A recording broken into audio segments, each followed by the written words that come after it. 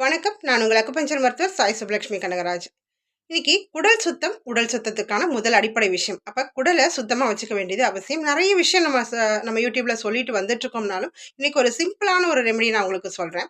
இரவு படுக்க போறதுக்கு முன்னாடி, அதாவது இரவு உணவுக்கும், நம்ம தூங்குறதுக்கும் ஒரு 2 மணி நேரம் எப்பவுமே கேப் வச்சுக்கோங்க. அப்ப சாப்பிட்டு 1 மணி நேரத்துக்கு பிறகு வார்ம் வாட்டர் நல்லா சுட வச்சு ஒரு கிளாஸ் அளவுக்கு தண்ணி எடுத்துக்கோங்க. இந்த தண்ணீல கொஞ்சமா லெமன் பிழிஞ்சு விட்டுக்கோங்க.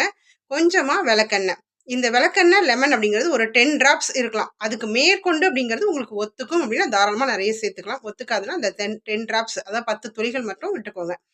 இத அப்படியே நீங்க அந்த வார்ம் வாட்டரோட குடிச்சிட்டு நீங்க அதுக்கப்புறம் தூங்குங்க.